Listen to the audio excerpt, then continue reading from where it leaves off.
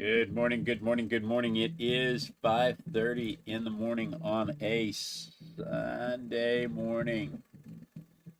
My kids are back today. I was up late last night. It was a good night because I got to see my babies back from Oklahoma. 5:30 in the morning, especially on Sundays, is when we pull a toy out of the toy box and we draw it. Random object of the random object randomogrifier. I'm just going to spritz these watercolors real quick, make sure they're nice and juicy. I want them moist. I want them creamy. That way, when I go to use them later on, I can just tap into them and not have to scrub them. So yeah, Friday was my youngest daughter's 20th birthday, so she's all grown up now. She's no longer a teenager; she's a 20-ager.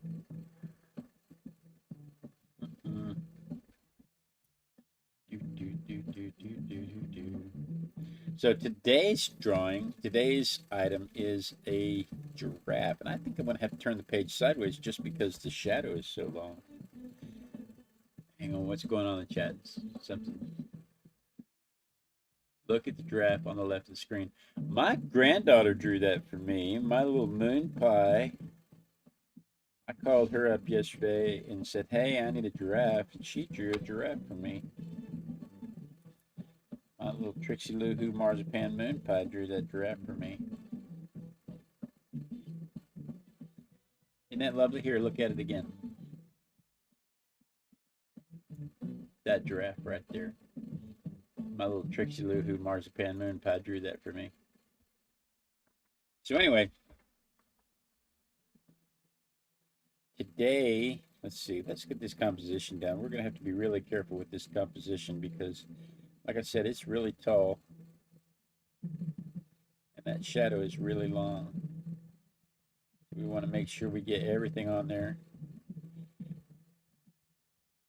Because we've got important stuff to talk about with giraffes. Like, where do they wear their neckties? If they were to wear a necktie, would it be up here underneath their jawline, or would it be down here around their collarbone? And the answer is, of course, down by their collarbone. Because the point of the necktie was to protect was to tie the collar onto the neck to protect the expensive shirt from the neck sweat running down the neck. So if you put it up here at the top, then the sweat running down the neck would still get on your expensive shirt. We don't use ties like that anymore. Now we just use ties for very expensive window dressing. Make people brag about how much money they have. That's the purpose of a tie. And so the answer to that very important question is, of course, it would have to go directly directly across the collarbone. Y'all think I didn't read the chat? They asked that. They were asking that question. Ivy specifically was asking that question just before I came on online, but I saw it.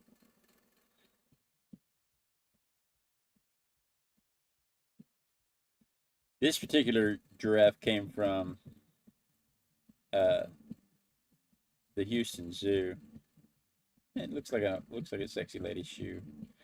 This particular giraffe came from the Houston Zoo, so it is a toy. It is not as accurate. What my mom say. It is not as accurate as a safari toy. But it is a fun little toy. It is something for children to play. It should be. My mom wants to know if the screen is changing. She's running production for me, and I love it because it helps me so much when she tells me things are going wrong. Because normally I'm so focused on this, I can't tell if anything's going wrong. Anyway, its job is to give children something to play with while they think about giraffes, and it sure enough does that. So,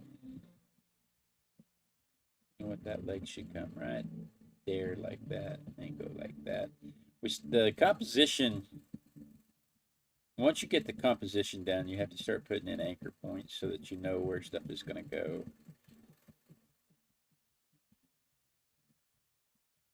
See, like I can already tell something's off because this foot should almost be touching this.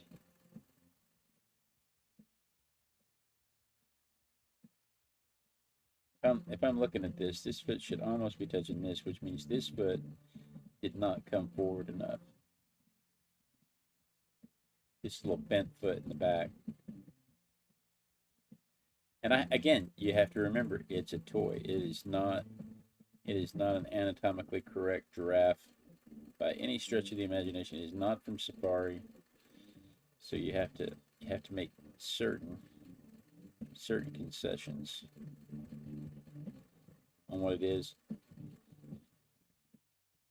Giraffes as a family are about 25 million years old. They separated from the cows and the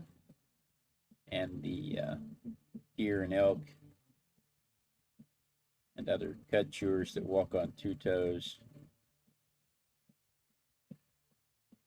They separated from that group about 25 million years ago, and there used to be a whole bunch of different types of giraffes. There were some really big ones. There were some ones with not as long necks in proportion to their body. There were some smaller ones. There were a whole lot of different ones.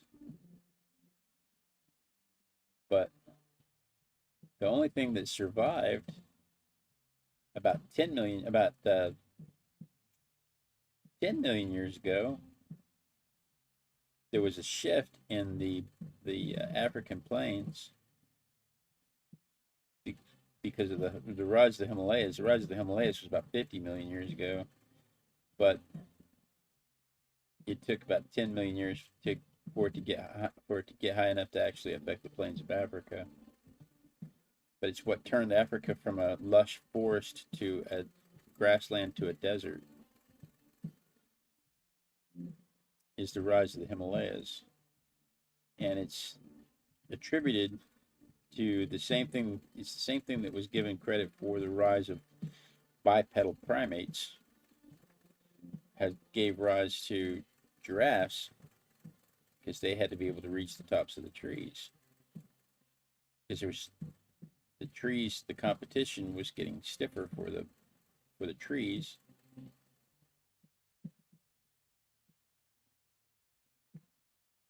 Yeah, that's pretty close. I mean, that head would be way over there. Anyway, like I was saying, about 10 million years ago, giraffes come up and the rest of the family dies away. I think I read there were 9 subspecies of giraffes. Today, subspecies of giraffes. But they're all in Africa. They're all native to Africa. There used to be Asian and European giraffes. But all the giraffes that are left are in Africa.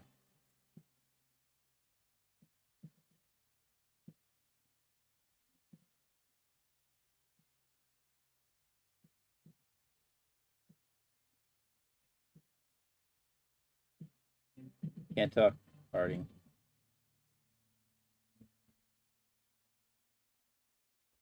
Well, that's not what I meant to do at all. And these things did really well. And then about 10,000 years ago, there was a change again in the climate. You know, the Earth had been in an ice age for a while, and the Earth was coming out of an ice age, and then there was a nice little cooling, drying period after, and it caused everything in the middle to kind of dry up, and it pushed the giraffes and the elephants and everybody south.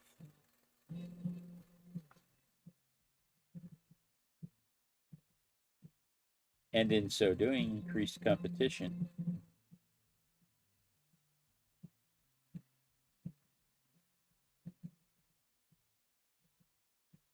It does look like a sexy lady's shoe. I'll show you here when the camera comes back down. And by increasing the competition, made it harder to keep up their numbers, so they started dying off.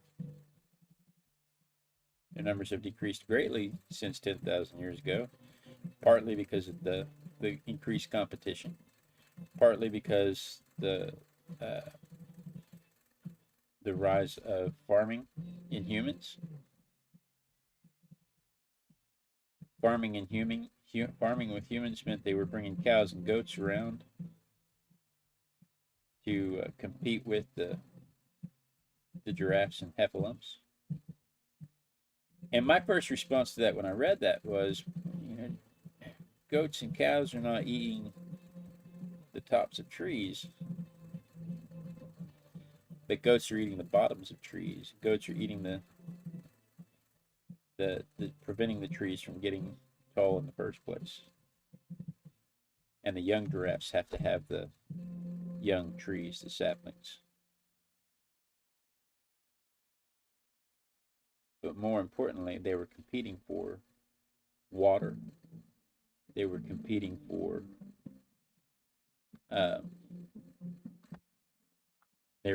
land, because the farmers were coming in and fencing off the land so that they could keep their animals, their domesticated animals, from running off, while keeping the non-domesticated animals from eating the food that they put out for the domesticated animals. And in order to preserve the number of domesticated animals they had, they would eat wild animals.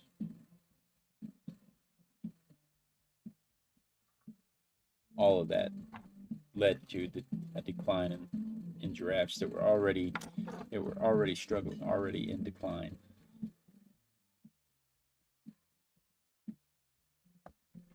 How are we doing on time? Good Lord, it's already 5:42. That took way longer than I thought it was going to take.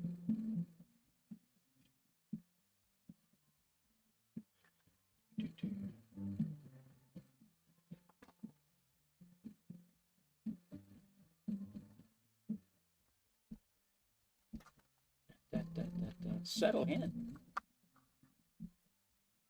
Oh yeah. Subtle hint. If you're watching the video, give it a thumbs up. That lets the algorithm know that you like it.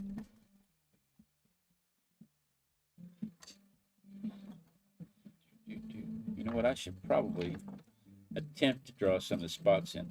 That's what, that's what makes it a giraffe. That's what makes people look at it and go, oh, it's a giraffe. Yellow spotted horse with a big long neck. Ah!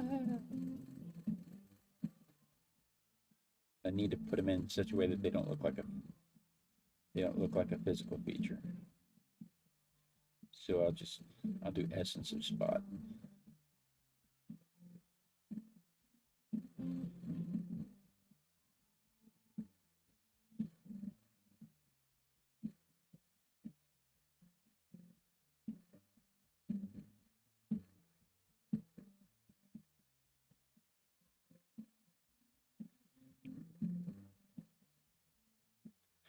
So from 1985, this is in 1985 I remember stuff like We Are the World was coming out. I don't know if We Are the World came out in 85 or not, but it was around that time that the huge push towards save the whales, the huge push towards save the planet. Captain Planet was around in the 80s and 90s. It was a huge push towards conservation, especially among kids, teaching kids about the importance of conservation. And yet, from 1985 to 2015, giraffes declined from 155,000 animals in the wild. An approximation. It's an approximation, I understand. But about 155,000 animals down to about 97,000 animals. And that's a big drop. and giraffes weren't the giraffes just weren't considered uh, endangered, so they didn't get the same treatment as elephants. They didn't get the same love as tigers and lions until somebody realized, hey, wait a minute, these things are struggling too. We need to do something about these things too. And then when they did, they didn't pay attention to the subspecies. Remember I said there were about 9 subspecies. They didn't pay attention to the subspecies, so they're still dying.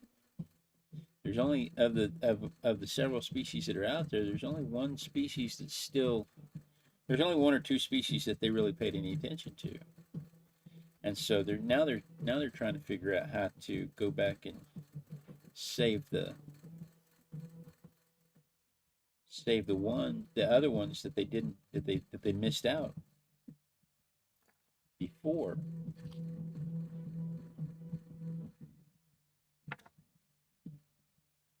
Zoos have about 2,000 animals worldwide, have about 2,000 giraffes worldwide. But you can't just take an animal from the zoo and take it back to the wild, because in the zoo, first off, they weren't originally worried about the genetic purity, if you will, of the subspecies. So you'd just be mixing various giraffes and saying, there's a giraffe, and this one bobs his head up and down during mating, and the other one butts heads. Somebody's getting throat punched, and the mating's not going to happen. And so the zoo program, as cool as it sounds, it does not. They can't just repopulate the animals in the wild that way. It does sound like it should happen, but it just doesn't work that way.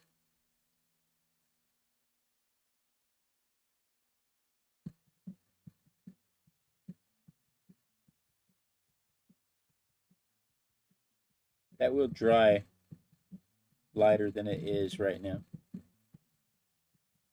I don't know, but it's just the length of that tongue goes all the way back into the throat. So the giraffes are 18 feet tall, or roughly 29.8 bananas, 29 almost 30 bananas on a male giraffe, and that head is about 2 foot. So the head's almost as big as that Diplodocus head that we looked at. That is going to be just a little too dark.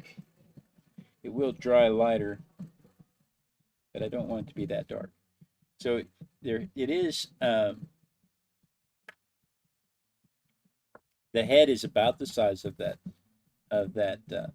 Diplodocus head we did, that Diplodocus skull we did the other day. And the really interesting thing is that tongue is the full length of that head and curls back around here. So that tongue will stick out another 24 inches or so,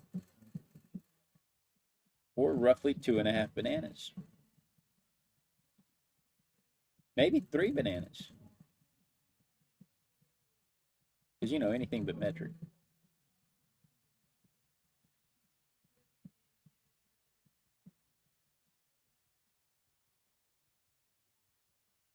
They are fully adapted to not only reaching the top of the tree, but reaching further up with their tongue to get what they can't get with their little long necks. And here's the kicker: it's a mammal. So like the dinosaurs with long necks could have 15, 20 vertebrae in their neck. Snakes have lots and lots of vertebrae in their necks. Giraffes, being a mammal, they still only have 7 vertebrae in their neck, all the way up. They only have 7 cervical vertebrae. They're just really long and stacked well.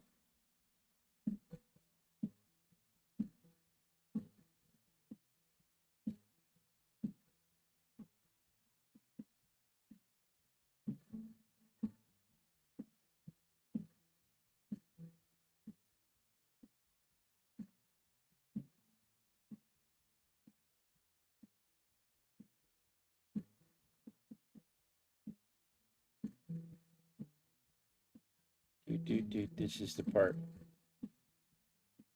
This is the part where I have to make the shadows make sense. I have to do it quickly, or else it'll dry with weird lines in it.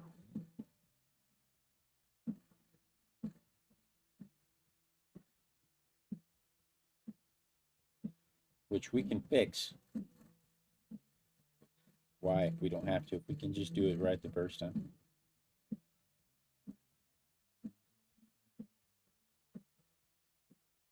Make it make sense the first time.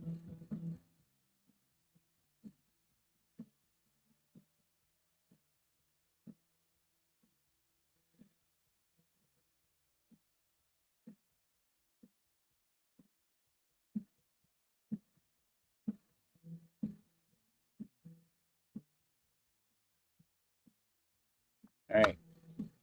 So, hey, what?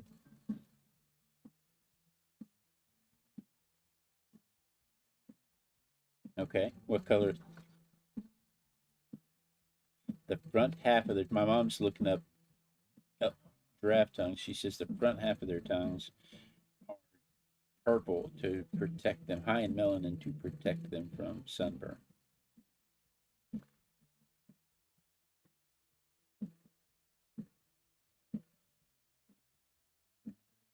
The back part, she said the back part, and she stopped.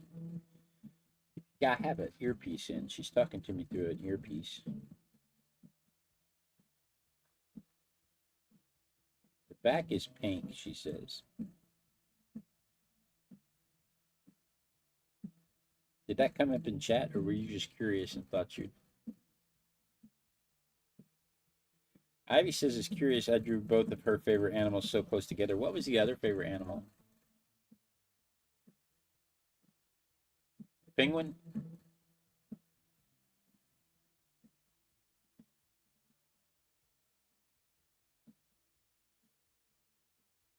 She looked it up because she was curious.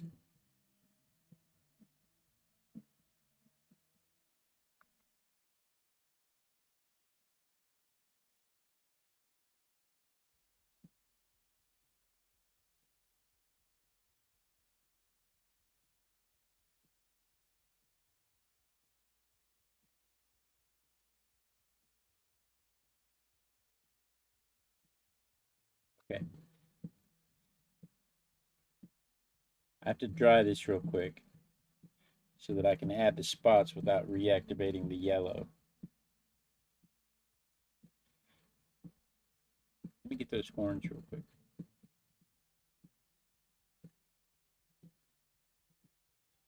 All right, because I want to be able to get that brown on there without reactivating the yellow. Let me dry this real quick. Hang on just a second.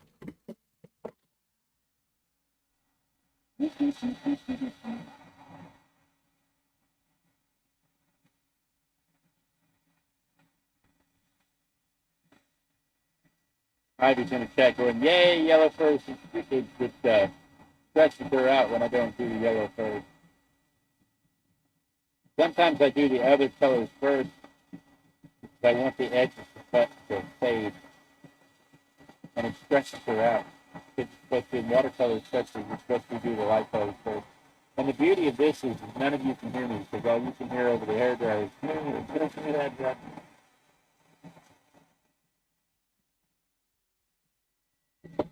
let me say all that again, because I know over the hairdryer my voice comes up as it's just, it just stresses Ivy out when I don't do the yellow first. Sometimes I want the colors to blend a little bit on the animal, on whatever I'm painting, and so I'll do the other colors first, and it'll stress Ivy out because then I have other colors to mix in and mess up the yellow.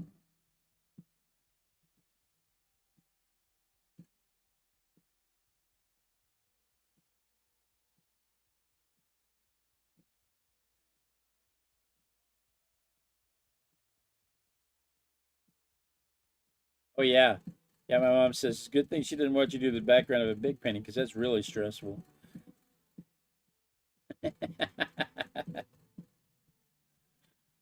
When I do the big paintings, you know, and it's really funny because sometimes I'll do a really elaborate, beautiful background and then just paint over it.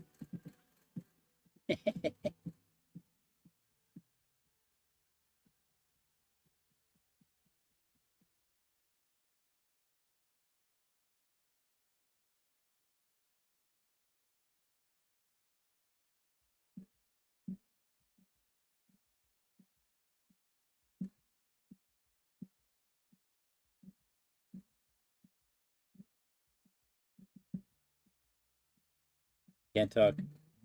Arting. I gotta hold my tongue just right. If I don't hold my tongue just right, I'll miss where these spots are supposed to go.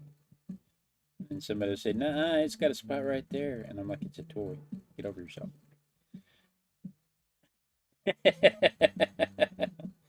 I take that same color right there and I mix it with a little Payne's gray. It'll give me exactly the color I need to do this mane. Look at that. Look at that.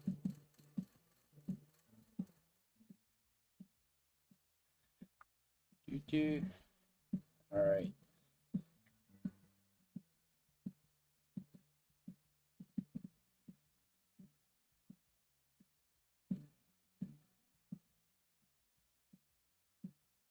think I think we're ready for ink. I think we're ready for ink. Let me dry this one more time. Make sure the ink doesn't spread.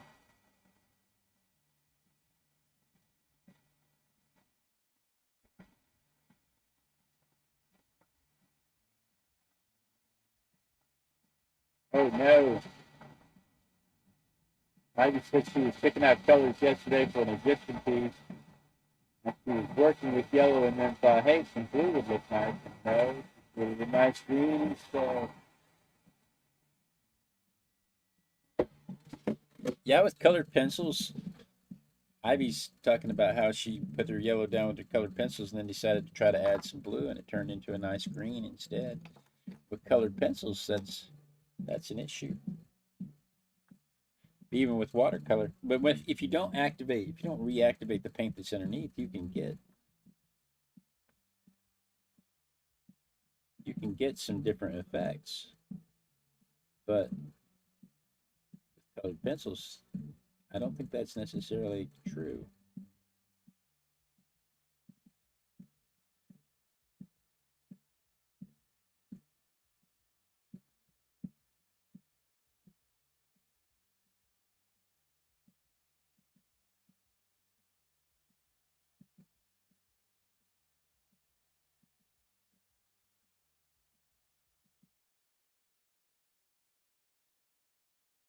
Then I, I just want to touch on Marius.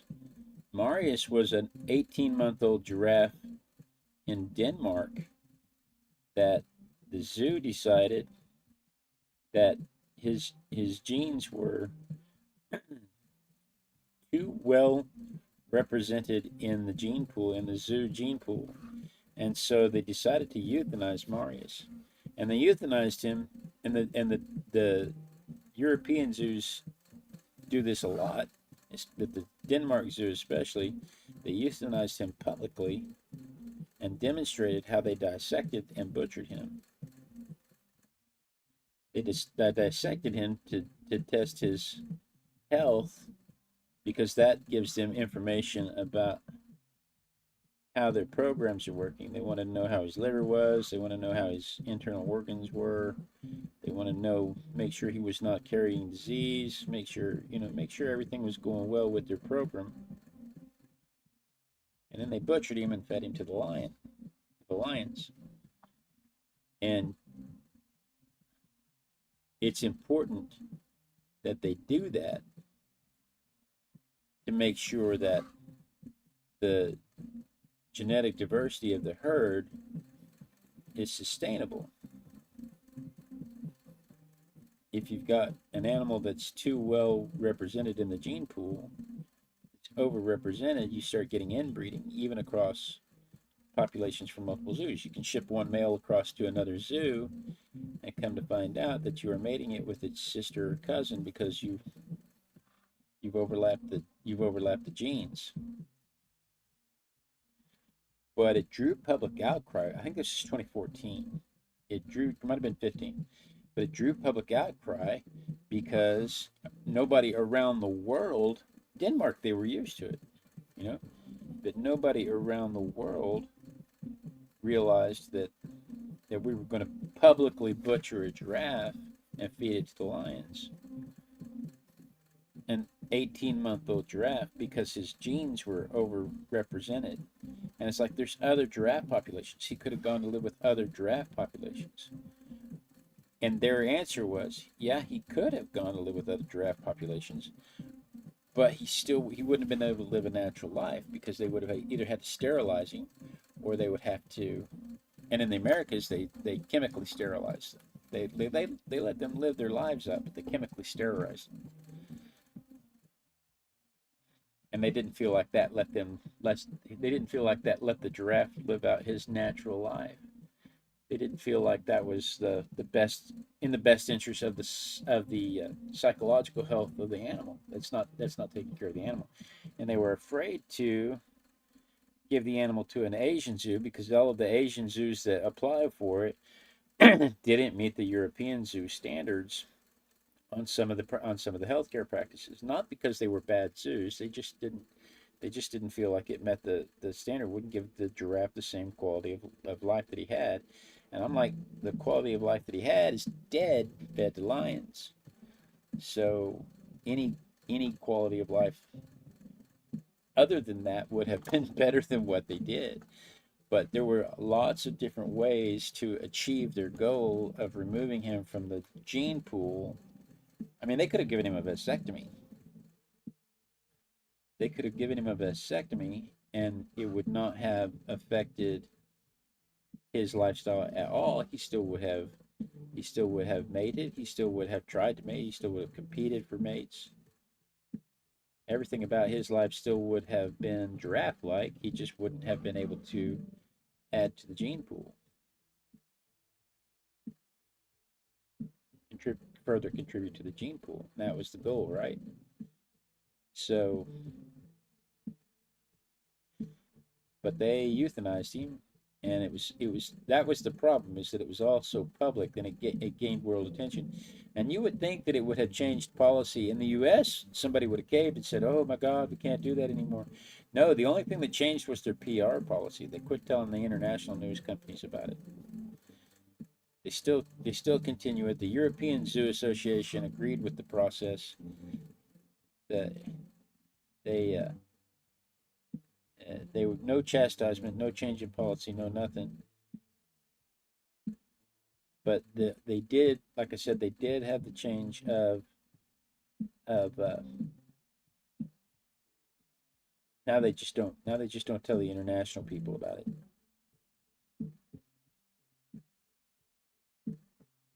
But it's important to understand zoos have to keep their populations healthy. And if they don't do that kind of stuff, you don't think about them culling herds like that. The reason giraffes are coming back up in number in the wild, we're back up to 117,000. We were down to 97,000 in 2015. We were down to 97,000 giraffes in the wild, and now we're back up to 109, and now we're back up to 117,000 and climbing. And the reason is because of the herd population, the herd management that they're doing in the wild now. They have ecotourism, where people are paying to come see wild safaris, and they're promoting the local tribes are promoting the wild safaris, and that helps fund the land set aside for the giraffes, because if there's no giraffes to see, nobody will pay to come see them. So that helps to fund all that. But they also have safari hunts. They still, and I can't imagine why anybody would want to hunt a giraffe. That doesn't I mean, they don't do anything. They just stand there and look at you. You pull out your gun, you point your gun at them, and they just look at you like, "What you got there, bigot?" And then you shoot them, and they fall over dead. And you get to go out there and pose with this big animal with your rifle and say, you know, I'm a mighty hunter. But the towns that are doing that in Africa are using that as the means to cull the herd so that they have genetic diversity, so that the elder giraffes are removed from the herd and not used taking up valuable resources for the up and coming. The giraffes that are no longer fertile are culled from the herd so that they're not consuming the resources for the others. Yeah, yeah. How could you miss? Ivy's in the chat. How could you miss? Where's the challenge in that? Yeah, here, stand 5 foot. Stand here. We're gonna walk a giraffe in front of you so you can shoot it. But yeah, I have no understanding of that. But it's how they fund the management of the remainder of the herd, and they use the meat in the village. So I mean,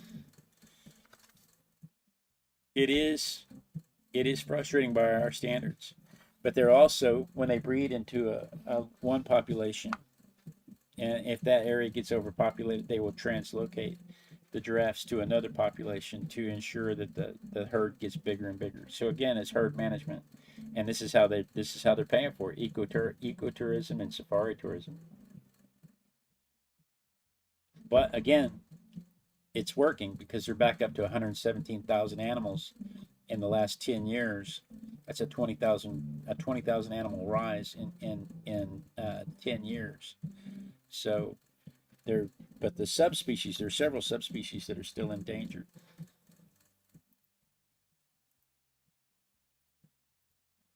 All right.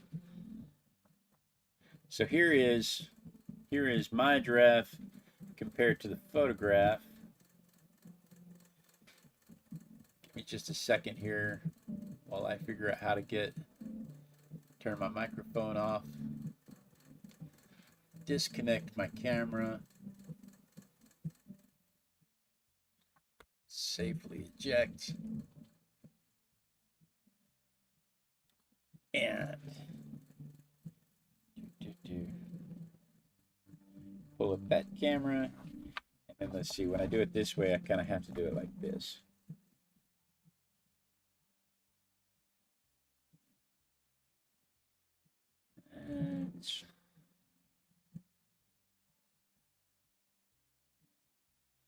All right.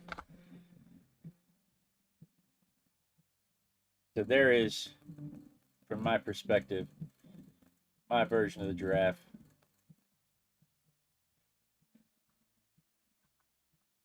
That is what I did today. The little girl is back. She pulled an egg for me. Let's see what she pulled for us for tomorrow. Tomorrow is Monday. Monday what? The 28th? Tomorrow is Monday the 28th. And we have, oh, it's a skeleton warrior. Thank God it's not Tuesday. So we have a little skeleton warrior. I should take these and set these aside.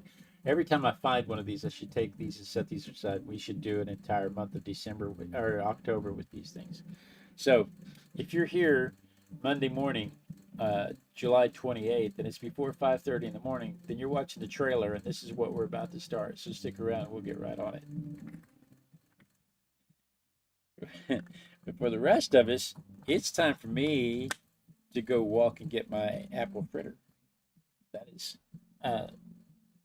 is my treat for the week, is to go walk and get an apple fritter. So guys, thank you so much for joining me. I do look forward to this every day. I appreciate you coming around and talking to me, especially if you have to set your alarm to get up. The people in Europe, it's lunchtime for them, but people in the U.S., they're waking up pretty early to come see me. So Ivy, thank you so much for getting out of bed to come see me. I can tell you my bed was nice and toasty this morning too. I did not want to get out of the bed, but I couldn't wait to get down here and see y'all. So once again, thank you so much for joining me. Be sure and tune in tomorrow, same Artistic Biker time, same Artistic Biker channel. And then we dance. We dance until somebody says they see me dancing, because once they see me dancing, then I know that the lag has caught up with the stream. And once the lag catches up with the stream, see, then I know that the sentences won't be cut off. Once you cut the sentences